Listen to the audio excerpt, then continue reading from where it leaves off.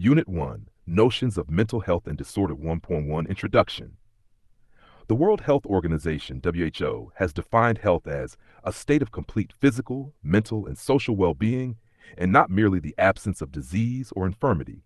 This comprehensive definition combines the different attributes of health for us and makes it clear that the concept of health extends beyond the popular notion of health being restricted to physical well-being. We can see that this definition of health includes other aspects as well, with mental health being one of them. Mental health deals with one's psychological and emotional well-being, the ability of an individual to lead an independent life, maintain satisfying relationships, handle usual day-to-day life stress, find a way out of difficult situations while having a sense of competence are all indicators of good mental health. This unit focuses on this aspect. Objectives. After studying this unit, you will be able to define mental health and describe the concept of mental health, explain the attributes of mental health, describe models and concepts of mental health, and describe the concept of normality and positive mental health. 1.2 Mental Health.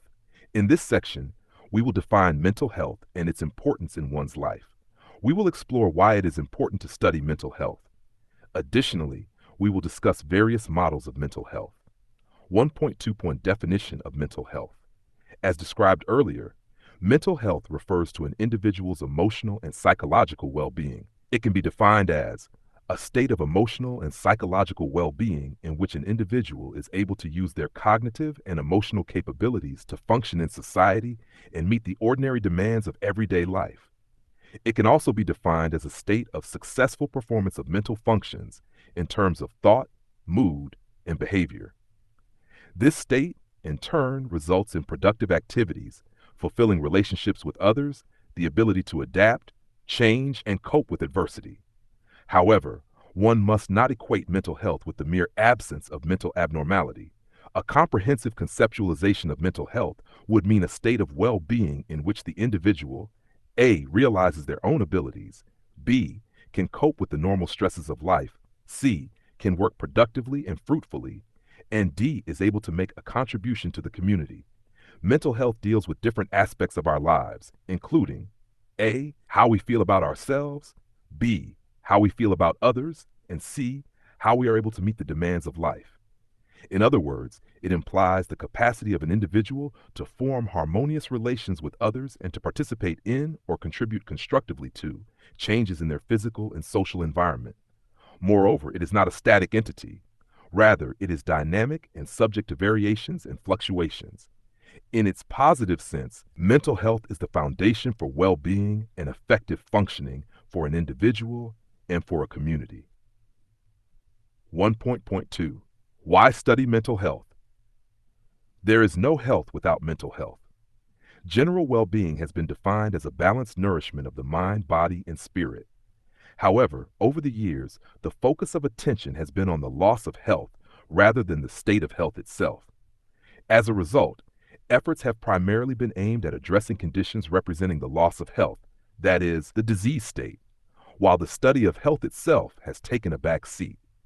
An example of this approach can be found in the commonly held notion that emphasizes the need to alleviate the obvious distress and dysfunction associated with mental disorders. While this notion is not wrong in itself, it becomes counterproductive beyond a point, as it targets the resolution of distress and dysfunction as the final goal. This approach likely stems from the assumption that mental health can be ensured by merely eliminating mental disorders. Over the years, especially in recent decades, this assumption has increasingly been challenged. It has been proposed that mental disorders and mental health are two interrelated but independent constructs that should be measured separately. Rather than being used interchangeably or one subsuming the other, these two constructs require equal attention. To understand this issue, consider the example of a student taking a written entrance examination to qualify for an interview. To be eligible for the interview, the student needs to score above a certain cutoff point. Achieving a score above the cutoff, or the absence of a score below it, indicates that the student has qualified for the interview. However, it in no way guarantees that the student will obtain the top rank. To achieve the top rank, the student's efforts must go beyond merely ensuring a score above the cutoff. Similarly, the absence of mental abnormality or subnormality only ensures that the individual is not diseased. To achieve an optimum state of health, one would require certain additional attributes. We can conclude that while the absence of mental disorder is a prerequisite for mental well-being, it alone does not ensure the optimum functioning of an individual. In fact, many individuals who are otherwise free of mental disorders do not feel healthy or function well. Up to 50% of mental health service receivers in the United States are free from a diagnosable mental disorder. This must be considered alongside findings that relatively few adults free of any mental disorders can be classified as completely mentally healthy. Research has shown that measures of subjective well-being are related to measures of common mental illnesses, yet the two are governed by certain distinct factors. This parallel but independent relationship between mental disorders and mental health is reflected in findings from recent studies that have linked certain physical conditions to complete mental health states. These findings are significant as they shed new light on previous understandings, which link these physical conditions primarily with diagnosable mental disorders. Thus, it becomes essential to understand mental health in 1.2.3 Models of Mental Health. Efforts have been made to explain the concept of mental health in different ways. These models for defining mental health have been guided by the evolving understanding of the issue and the perspectives of those attempting to define it. To gain a holistic view, one needs a basic knowledge of these diverse models. The following models provide a better understanding of the evolution of this concept. 1. The biological model. Mental health as a biological entity. The concept of health, particularly physical health, has been successfully defined in terms of its biological determinants and attributes. Over the years, it has been common practice to seek the underlying basis of health and its lack, diseases, disorders, in terms of physical factors within the body or the environment. The classic etiopathogenesis model of the triad of the host, the agent, and the environment is an example. According to this model, a disease-causing agent, such as a virus, residing in a conducive environment, e.g., cold and damp conditions that support its survival and spread, can induce disease when it reaches an appropriate host, like a child with reduced immunity. This model has been able to explain nearly all bodily disorders and therefore has helped explore the attributes of health as well. Attempts have been made to explain mental health in terms of these and related physical attributes. This model emphasizes the ongoing physical processes within the brain as the governing factor. Human emotions, behavior, and effect that are observable are viewed as outer manifestations of underlying primary processes. While this explanation seems plausible, it has certain limitations. The underlying structural, physiological, and biochemical bases of most mental and behavioral disorders have not yet been fully identified or defined. Although ongoing advancements in investigative techniques are revealing these biological underpinnings, it seems unlikely that all human behavior and psychology could be reduced to a set of genes or chemical groups. Thus, while the biological model is likely to make a significant contribution to understanding mental health, it is unlikely to suffice on its own. 2. Mental health as an ecological balance. From an ecological perspective, one's health is seen as a dynamic function of heredity and the cumulative effects of one's material and non-material environment. This has been described as a type of ecological balance where mental health allows an individual to cope with their surroundings. According to this model, health and disease represent a state of dynamic equilibrium. While disease signifies a dominance of negative or unfavorable adaptation to the environment, health represents a dominance of positive adaptations. Thus, we can conclude that an individual who realizes their own abilities, can cope with the normal stresses of life, can work productively and fruitfully, and is able to contribute to their community is in a state of positive adaptation, and consequently, a state of positive mental health. On the other hand, an inability to achieve such adaptation results in a loss of mental health due to negative adaptation to the surrounding environment. 3. Mental health as the capacity to adjust to cultural norms. As social beings, we live in the company of others and therefore must make necessary adjustments. We are entrusted with different responsibilities and are expected to perform specific roles that support the smooth functioning of society. This system operates at various levels, such as family, local community, and workplace. Thus, mental health can be seen as one's ability to conform to these roles. According to this notion, mental health is the ability to have a family, hold a job, conform to local regulations and rules, and derive pleasure from available opportunities. The main limitation of this model is the variability of acceptable norms across cultures, which would make the definition of mental health very heterogeneous. 4. Mental health defined in terms of a theory of mental functioning. This model of mental health is based on the underlying theory that governs the understanding of mental functioning. Multiple attempts have been made to define mental health in terms of different theoretical constructs, such as unity of personality, maturity, and optimal development, among others. Thus, someone interested in personality-related issues might see mental health as a function of personality attributes, while someone else interested in developmental theories might define mental health in light of these theories. The main limitation of this approach is its narrow focus, as it tends to define mental health in a restricted sense, basing the entire construct on a single or, at most, a few factors. And here's the text with correct. It bases the entire construct on a single or, at best, a few factors, and tends to ignore other equally important ones. NAR 5. Mental health as a subjective state. It has been suggested that an individual's feeling state is one of the primary indicators of their state of being. While an individual experiencing feelings of happiness, comfort, and satisfaction is likely to be healthy and functioning well, a loss of these feelings would prompt them to seek treatment or help, marking the disruption of a healthy state. This sense of subjective well-being could be defined in terms of different components: I, life satisfaction; T, satisfaction with important domains, for example, work satisfaction; I, positive affect; and IV, low levels of negative affect. While simplistic, this concept relies heavily on subjective judgments of feeling states and experiences. DOS 6. Mental health as social emotional intelligence. An individual's success in life is not necessarily proportional to their intelligence quotient, IQ.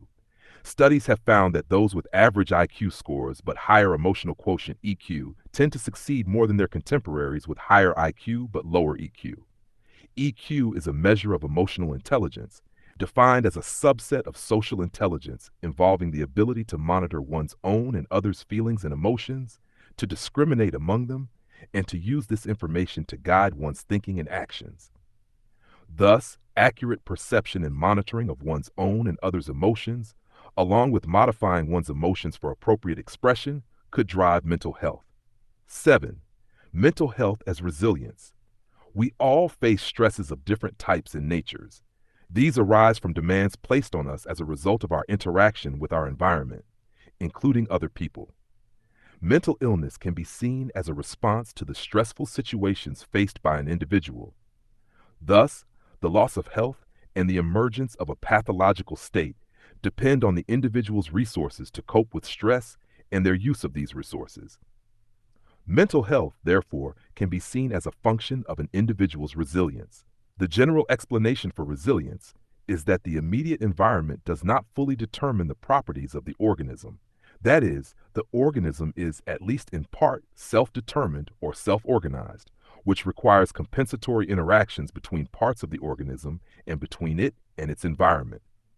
DASHTA 8. Two-dimensional model of mental health. The two-dimensional model of mental health is based on the constructs of personal well-being, PW, and social adaptation, SA. The dimension of personal well-being relates to people's experiences, feelings, and emotions along a continuum of satisfaction versus dissatisfaction and discomfort. The dimension of social adaptation or adjustment relates to external and observable behavior, that is, how a person reacts to reality, especially social reality, and how functional their behavior is in interpersonal contexts.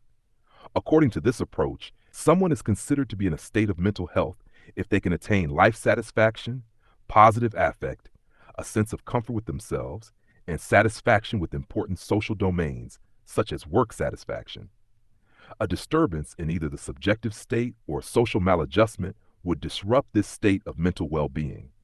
Style 9. The hybrid model. Mental health defined by multiple criteria. The idea of using multiple criteria to describe mental health stemmed from the need to refine existing views on the concept of mental health, as none of them alone was sufficient to describe it in totality. This led to the acceptance of using multiple concepts, which, although employing different approaches, strive for the common goal of describing mental health. Although interesting, this model has an inherent limitation of mixing technical and non-technical attributes in its approach. While this model attempts to include multiple individual models, like the biological model, signifying the role of physical factors, the ecological model, signifying the role of adaptation to the environment, and the resilience model, signifying the role of adjustment to stress, it might lead to understandable overlap. Such a condition could be challenging to resolve due to the incomplete understanding of these individual models. Thus, while one might propose contributions from neurochemicals, life stressors, and personality attributes to define the construct of mental health, it would be difficult to ascertain the role of each of these individual factors. 1.3 Mental disorders. The understanding of the concept of health is unlikely to be complete without an overview of the related states of disease or disorder. This not only introduces a new concept, but also helps to understand the concept of health better. The traditional approach of defining disorder as a deviation from the health state makes it essential to appraise oneself of this rather extensively studied concept. The term disorder represents the conjunction of a syndrome with a clinical course. Set 1.3.1 Defining mental disorders. Mental disorder is a commonly used term in the field of mental health. The safest understanding of this term would be as a term used to define something that is dysfunctional or unhealthy. The word safest has been used here to highlight that different meanings are ascribed to the term mental disorder. This lack of uniformity results from the lack of definitive etiological understanding of mental disorders. Simply speaking, mental disorders could be seen as disorders of the conation, action, cognition, thought, or affect feelings. Before we proceed to the definition of mental disorders, we need to keep in mind that no single definition adequately specifies precise boundaries for the concept of mental disorder. According to the Diagnostic and Statistical Manual, DSM, I-4, a diagnostic system developed in the USA and used in different countries, a mental disorder is a psychological or behavioral pattern that is associated with present distress, that is, a painful symptom, or disability, that is, an impairment in one or more important areas of functioning, or with a significantly increased risk of suffering death, pain, disability, or an important loss of freedom. It must currently be considered a manifestation of a behavioral, psychological, or biological dysfunction in the individual. To better understand this seemingly comprehensive definition, we can cite the example of an individual who is experiencing a set of clinical features, including a depressed mood, ideas of helplessness, decreased appetite, and fragmented sleep, leading to absenteeism from work. From our personal experiences, we know that fluctuations in decreased appetite and fragmented sleep, leading to absenteeism from work. From our personal experiences, we know that fluctuations in mood, sleep, and appetite have been experienced by all of us at least at some point in time. Moreover, we all feel dejected when we don't get something we want, and we all feel frustrated when things don't go our way. So, does that mean we all have a disorder of depression?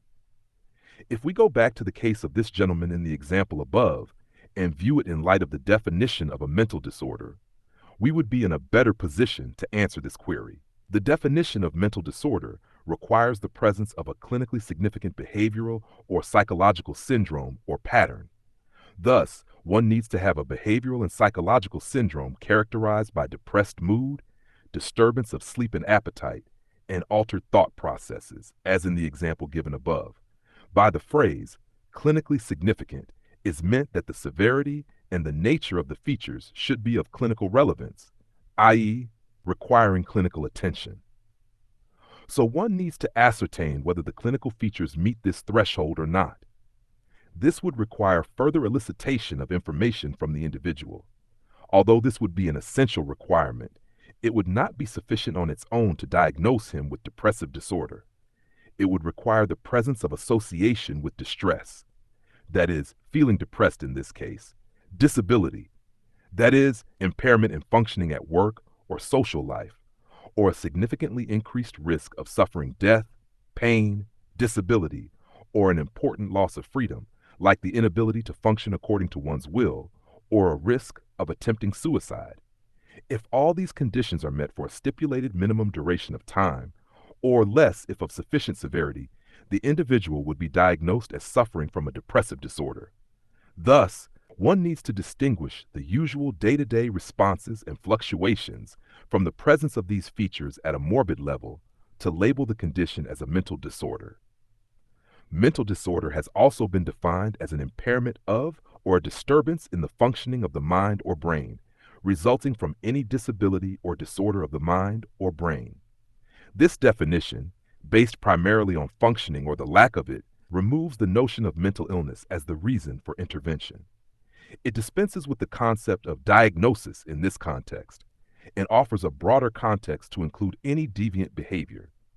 However, the syndrome or pattern must not be merely an expectable and culturally sanctioned response to a particular event.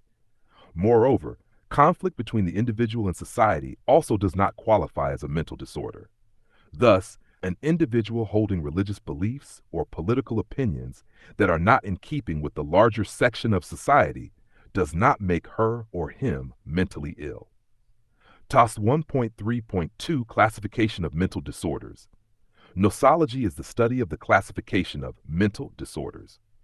There is a need for the classification of psychiatric disorders in order to I. Enable communication regarding the diagnosis, E. Enhance comprehension of the case, help predict the course and prognosis, and IV. Facilitate research.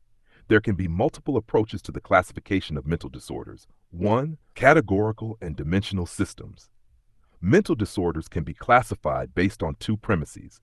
The categorical approach defines a set of criteria, and someone having more than a minimum threshold of these criteria for more than a minimum duration of time is given the particular diagnosis. Thus, the individual either has a diagnosis or not. This approach is based on the notion that those with mental disorders are qualitatively different from those without them. On the other hand, the dimensional approach distinguishes individuals in terms of quantitative variation across a set of factors or dimensions. It is not a mere presence or absence of a feature or trait, but rather how much it is present or not present that distinguishes a mentally ill from a mentally healthy individual. 2. Classificatory and typological approach. As described earlier, categories are defined by a small number of individually necessary and jointly sufficient criteria. Thus, the boundaries are well defined, which makes the individuals within such a category homogeneous with respect to the defining characteristics of that category. The typological approach does not require the presence of all characteristics of the category as essential. Rather, cases are assigned to categories if they sufficiently resemble a typical member of the category. 1.3 The nosological systems. Different classificatory systems are used worldwide for the classification of mental and behavioral disorders. The two most extensively used systems are the Diagnostic and Statistical Manual, DSM, and the International Statistical Classification of Diseases and Related Health Problems, ICD. The most recent versions of these systems are the DSM-4-TR and ICD-10. These systems use the classificatory approach based on categories. 1. Diagnostic and Statistical Manual 4-TR, DSM-I-4-TR. The Diagnostic and Statistical Manual 4-TR, DSM-I-TR, defines the diagnostic criteria for each of the mental disorders. The definitions of the disorders usually consist of descriptions of the clinical features. These criteria include a list of features and how many must be present for the diagnosis to be made. DSM-4-TR is primarily an atheoretical classificatory system with regard to causes. It is a multi-axial system that comprises 5 axes. Axis 1 and Axis 2 comprise the entire classification of mental disorders. Axis 3 lists any physical disorder or general medical condition that is present. Axis 4 is used to code psychosocial and environmental problems that contribute significantly to development or exacerbation of the current disorder. And Axis 5 is the Global Assessment of Functioning, F scale. International Statistical Classification of Diseases and Related Health Problems, ICD-10, Chapter 5, coded as F of ICD-10 lists the mental and behavioral disorders. ICD-10 uses an alphanumeric code composed of a letter followed by several digits. The first digit of the Chapter 5 diagnostic codes denotes 10 major classes of mental and behavioral disorders, F0 through F9. The multi-axial presentation of ICD-10 is composed of three axes: Axis 1 comprising the clinical diagnoses, Axis 2 comprising the disablement, and Axis 3 describing the contextual factors. There are also diagnostic criteria for research, DCR, and a primary health version of ICD as well. 1.4 Normality. While attempting to define the concepts of health and disorder, it becomes imperative to understand what is meant by normality. In this section of the unit, we will learn about the concept of normality. Style 1.4.1 Definition of normality. Normality has been defined as patterns of behavior or personality traits that are typical or that conform to some standard of proper and acceptable ways of behaving and being. However, this approach has been criticized because of the value judgment that is inherent to it. It requires a set of well-defined criteria that lay out what is a proper and acceptable way of behaving. Not only is it likely to vary with culture, but within the same culture, there are likely to be deviations from the well-defined and acceptable norm. An individual would be seen as autonormal or heteronormal, depending on his or her conformity to the concept of normality as set by his or her own or another society, respectively. Similarly, a person would be seen as autopathological or heteropathological, subject to his or her nonconformity to the concept of normality as set by his or her own or another society, respectively. This could be better understood using the example of mourning. There is a wide variation in the culturally acceptable ways of going through grief following the loss of a life.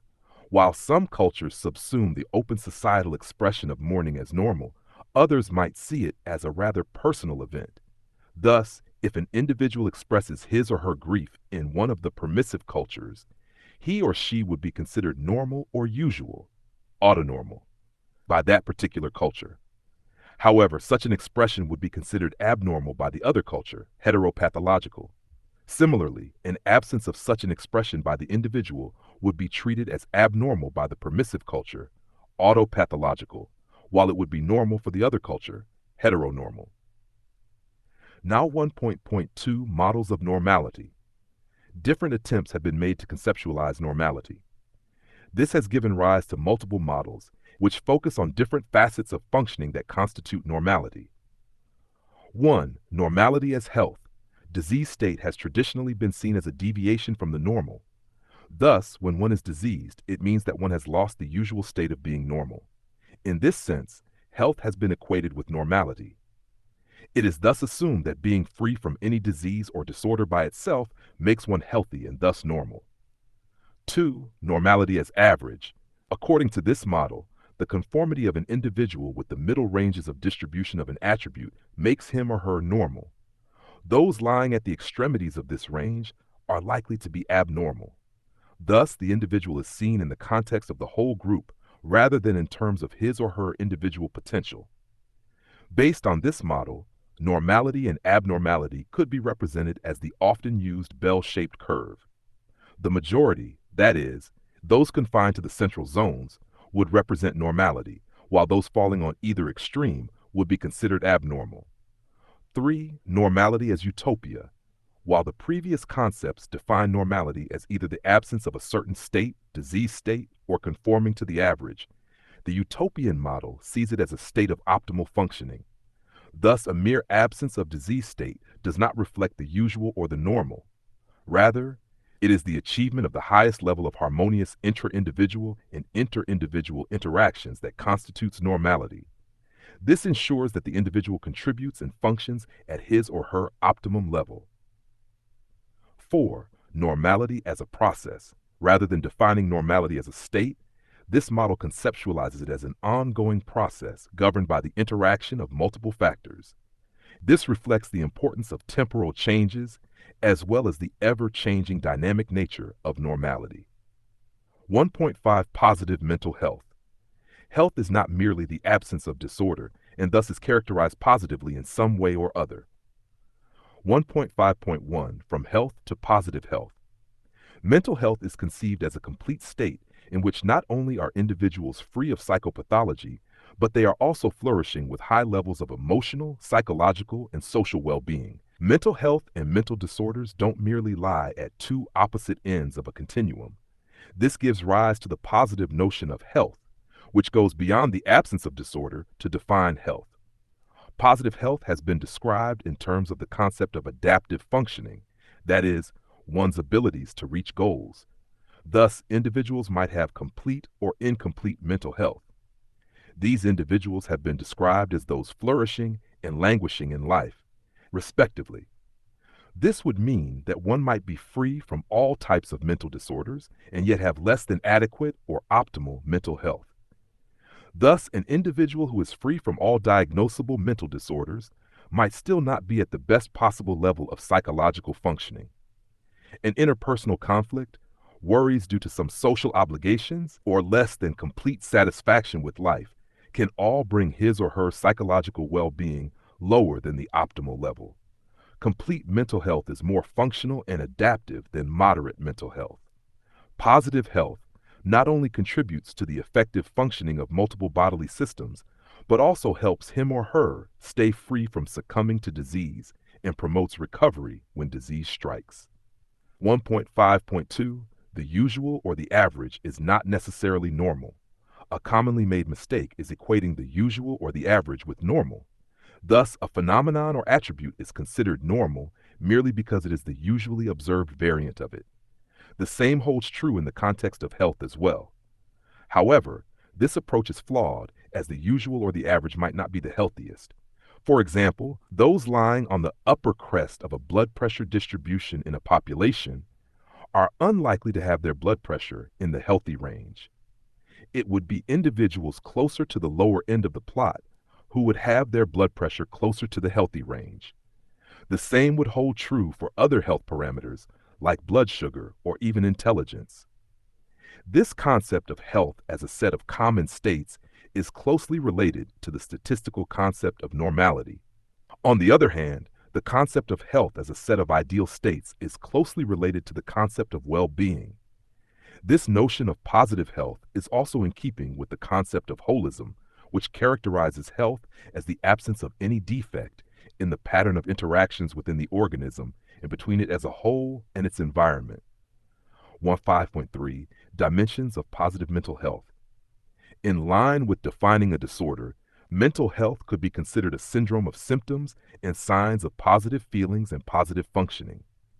This positive psychological functioning consists of different attributes, namely our self-acceptance, to possess a positive attitude toward the self, to acknowledge and accept multiple aspects of self, including both good and bad qualities, positive relations with others, to have warm, satisfying, and trusting relationships with others, personal growth, to see oneself as growing and expanding, to be open to new experiences, to have a sense of realizing one's potential, purpose in life, to have goals in life, and a sense of directedness, environmental mastery, to have a sense of mastery and competence in managing the environment, and autonomy, to be self-determining and independent.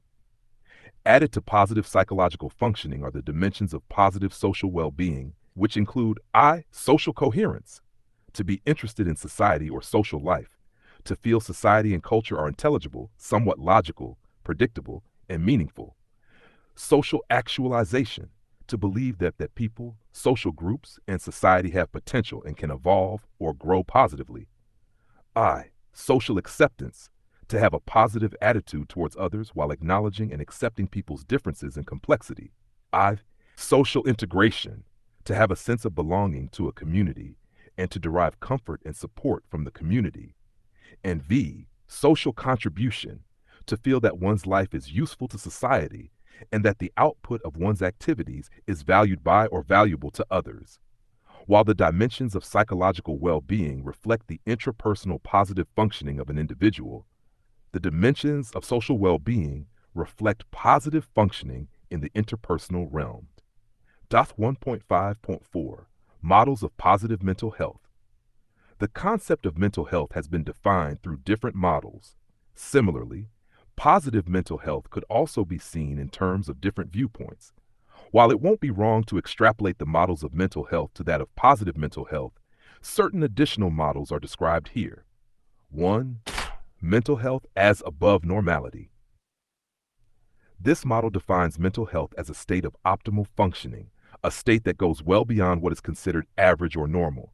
This approach regards mental health as above normal and recommends the following attributes of mental health. One needs to compare them with the attributes given in the previous sections. A mentally healthy individual should I. Be in touch with his or her own identity and feelings. T. Be oriented toward the future and remain fruitfully invested in life. I.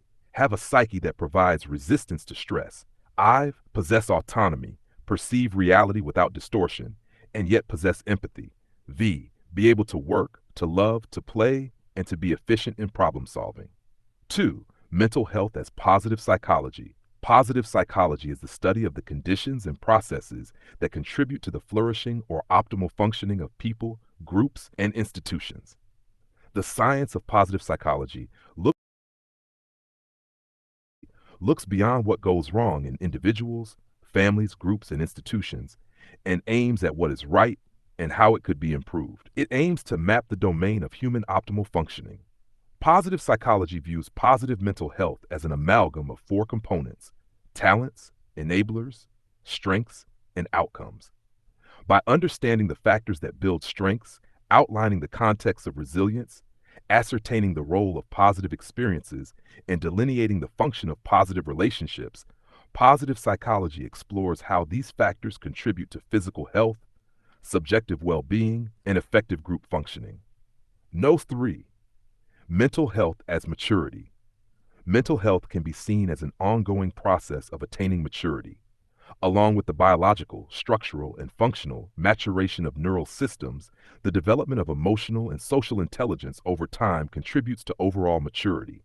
As one matures, they find ways to adjust to the new and ever-widening demands of life, and by acquiring such skills and practicing them skillfully, advance through life. This mastery over the demands of life stages helps one stay free of distress and possible states of ill health. Positive mental health can be seen as an ongoing process of attaining maturity. 1.5.5 How to approach positive mental health. To ensure sound mental health, some steps need to be taken. These steps help individuals constantly improve their mental well-being and overall functioning. Some of these steps include: 1. Attention to lifestyle. One needs to establish a good balance between work and leisure pursuits. In fact, it has been said that being normal means the ability to work and the ability to play. 2. Awareness of mind-body interaction. Mind-body interaction is at the center of almost all experiences. A seemingly bodily phenomenon often has psychological underpinnings, and vice versa. One should be aware of these mind-body interactions and approach situations and experiences with understanding. 3. Anticipation. One needs to have realistic expectations about what can go wrong. This helps prepare one for situations should they arise. 4. Problem solving. Problems are a part of daily life and should be seen as the rule rather than the exception. A problem-solving approach is essential to overcoming challenges in the best possible way with available resources. 5. Periodic self-reflection. This involves considering one's aims and goals in life and assessing whether steps are being taken to achieve them. This provides life with direction and a sense of purpose. 1.6 Let's sum up. Mental health is a broad concept that requires an understanding of the closely related but distinct concept of mental disorders. Equally important is understanding the concept of normality and positive mental health. These concepts can be understood using different models, each with its advantages and limitations. To better understand the issue, one needs to take into account the strengths and limitations of each individual model and build from there. These models have their foundations in the biological, psychological, and social schools of thought from which they have been derived. Vela 1.7 Glossary. Emotional intelligence, a subset of social intelligence that involves the ability to monitor one's own and others' feelings and emotions, to discriminate among them, and to use this information to guide one's thinking and actions. Health, a state of complete physical, mental, and social well-being, and not merely the absence of disease or infirmity. Mental disorders, disorders of the conation, action, cognition, thought, or affect, feelings. Mental health, a state of emotional and psychological well-being in which an individual is able to use his or her cognitive and emotional capabilities to function in society and meet the ordinary demands of everyday life. Normality, patterns of behavior or personality traits that are typical or that conform to some standard of proper and acceptable ways of behaving and being. Nosology, the study of the classification of mental disorders. Short one answers to check your progress exercises. Check your progress exercise 1. 1. Mental health can be defined as a state of emotional and psychological well-being in which an individual is able to use his or her cognitive and emotional capabilities to function in society and meet the ordinary demands of everyday life.